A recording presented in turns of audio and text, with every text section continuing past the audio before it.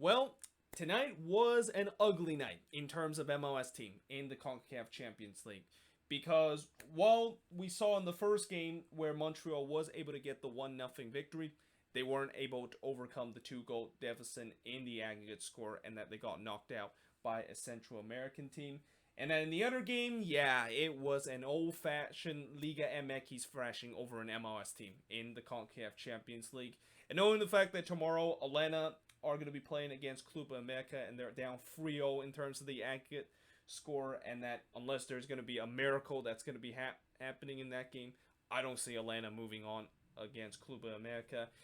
It pretty much means that LAFC is really our last hope, and that they're pretty much the one that's going to be carrying the flag for MLS in this competition, and that if they do not beat Cruz Azul in that game, that means MLS team will go 0 for 4 in terms of the quarterfinal, and they won't even have a team in the semifinal. I mean, that would be definitely very devastating in terms of how many people talk about how this league, in terms of this competition, they're starting to get much better, and then this season there could be a possibility we go 0 for 4. And also the other thing that will be frustrated about that is that tomorrow could also be the last time I'll be doing a review, because since I only do review when MLS team is involved in, or I only do review in the CONCACAF Champions League when an MLS team is involved. If all of them gets knocked out, unfortunately, there's really no more CCL games I'm going to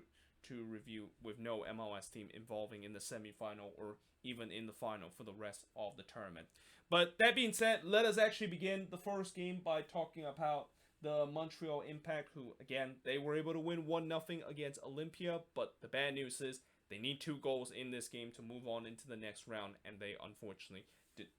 weren't able to do so. Although in the first half, in 5 minutes in the game, they almost had a big chance to get themselves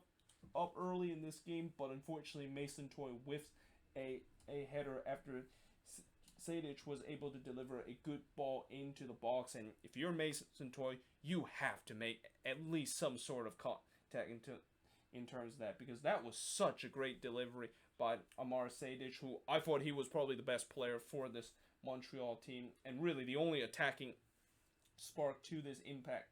team throughout the night, as he puts a good ball into the box. Toy basically completely left unmarked in the box, and yet he couldn't make any contact on the header to basically force the keeper to either make a good save or basically put it into the back of the net. Now in the 13th minute, Olympia themselves also had a big chance of getting the opening goal, as Bankston almost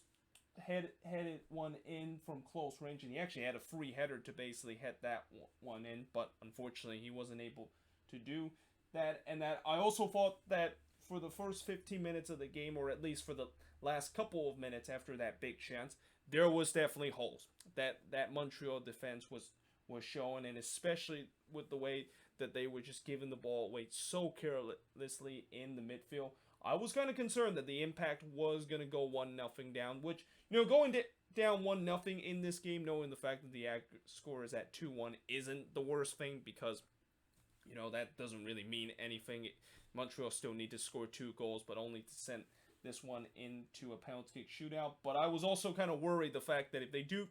concede that 1 goal, things are eventually going to get ugly, and that if they do concede another one and they go down 2-0 in this game, then they are definitely in a really bad situation. Now, in the 31st minute, they had another big chance to get the opening goal, and probably this was the best chance up until that point, when Louis Banks literally had a free header from about 3 yards out. And unlike Mason Toy, he was able to get contact in terms of this header, but somehow, in some way, Rodriguez was able to clear this one off the line. And I would also say that this was kind of a little bit unlucky for Louis Banks, because, he basically hit this one perfectly, but unfortunately he hits it straight into Rodriguez, who I don't think he knows a lot about that one, the fact that he was able to block it off the line. But Montreal should have been 1-0 up until that point, and you would think at that point maybe that should give a lot of spark for this Impact team to start attacking and maybe get that first goal, right? Nope. Instead, it was Olympia for the rest of the first half that again, looked like they were the one that most likely going to get the first goal. And I talked about how Montreal, their defense looked very suspect early in the game. It was even more suspect in the last 15 minute of the first half, where there was just so many good chances for Olympia to go up 1-0, and that I thought the Impact was very lucky to be heading to halftime 0-0, especially the barrage that Olympia put on them in the last 15 minutes. So heading into the second half, Montreal eventually find the breakthrough in the 57th minute, and it would be Sadic that scores a great goal from top of the arc to give the Impact a 1-0 lead, and that goal definitely sparked the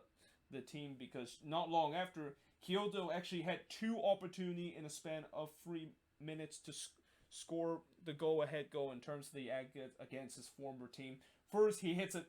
just wide from about 16 yards out, before 3 minutes later, he had a free header to basically head that one in, but unfortunately, he missed the target. But Montreal, they were really trying to push for the second goal, and it was also getting to a time where you can clearly see Olympia was just holding on for dear life. Like, when they started to make some defensive substitution in the last couple of minutes of the game, it was basically a moment of kind of all hands on deck for them. And that for the Impact, despite the fact that they were trying to push for that second goal, they were also having a lot of trouble once again in the final third. Although in the 91st minute, Camacho almost became the hero for the Impact after he had a free header at about 6 yards out, but unfortunately he just hits it straight into the goalkeeper. Now, I'm not quite sure if the flag actually would have been up when Camacho scores this one in, because when I look on the replay, it looked like he was in an offside position, but obviously, since unlike MLS, the Concacaf Champions League does not have VAR, and if the linesman did not raise his flag, that goal would have counted, and it would have been 2-0 in favor of Montreal, and that the Impact would have moved on into the next round. But unfortunately, that was not meant to be, and that instead the Impact fell short in this game by despite the fact winning 1-0 against Olympia, they fall in terms of the aggregate score as Olympia gets the away goal advantage. The shots in this game, 18 shots compared to 13 that Montreal has, 1 shots on goal compared to 5 that Montreal has, 11 shots off target compared to 5 that the Impact had, 6 shots that was blocked compared to 3 that the Impact had, and possession-wise, 35% possession compared to 65% possession that the Impact has. And I think overall the Impact's going to be very frustrated about this resort, because they had chances in this game, and they had moments that they could have maybe get more than the 1 goal that they got in this game. But ultimately, this, now that they of course are knocked out of this tournament, and also knowing the fact that they were already a little bit shorthanded with the way that a lot of their players that were regular starters during the season, they weren't even playing in this game because they were out of contract. I think it was kind of the best, the fact that they're now done in this tournament, and that Thierry Henry team can now focus in terms of what's going to happen in the off season. Now, moving on, in terms of the last match of tonight, as I mentioned, was an absolute thrashing between Tigres and NYCFC, and it was Tigres that was able to win 4-0 against NYCFC. But despite the fact that the scoreline shows that it was an absolute thrashing, when you actually watch this game, NYCFC had chances in this game, and that I would say that this game was kind of similar to what I saw in the first leg back in February, where NYCFC also had a lot of chances to put the ball into the back of the net, but they couldn't quite do that, and then they of course gave up that heartbreaker goal right at the very end of this game. Well, again, this was kind of similar, but the only difference is Tigres was lethal in terms of their finishing, and that I would also kind of say that this was just one of those games where one team was able to be clinical in front of goal and puts up a big number in terms of the goal tally, and the other team were not clinical whatsoever. And also, you're going to find out later, the stats basically also proves that. Now, before I actually talk about this game, it's also important to note that NYCFC were also missing multiple players in this game due to COVID. The most notable player for NYCFC missing in this game is Sean Johnson, who I'm assuming he was one of those players that got tested positive for COVID, and he wasn't available in this game. So yeah, this was a very short-handed NYCFC team, but I still think think with the chances that they created in this game, I thought that they could have really make this game much more interesting if they were able to put away those chances. Now, the other thing that I also want to mention is that there was actually no fake crowd noise that I heard from the FS1 broadcast, despite the fact that they were playing in an empty stadium. And there's so many times when I see an MLS game that FS1 is basically broadcasting, they always pump into the those fake crowd noise into their broadcast, and this is even when they actually have limited capacity and fans in the stands, and that they still pump in the fake crowd noise. So it was kind of a little bit refreshing that the fact that there was no fake crowd noise whatsoever. But that being said, I also thought that this was, in terms of me kind of tell you guys which kind of broadcast I would more prefer when I see a MLS game, or in this case an MLS team is in the Concacaf Champions League. I always would say FS1 over ESPN, because I just think their quality is slightly better than what ESPN puts. But my goodness, tonight FS1 and the Fox crew, they did a terrible job in terms of covering this game. And that there was actually part of this game where I don't know if they were sitting right next to the CCL broadcast feed, which ironically the CCL broadcast feed was basically the same team that was the broadcast feed for the Chicago Fire this season. But there was, like, for the first 5 minutes, I could literally hear the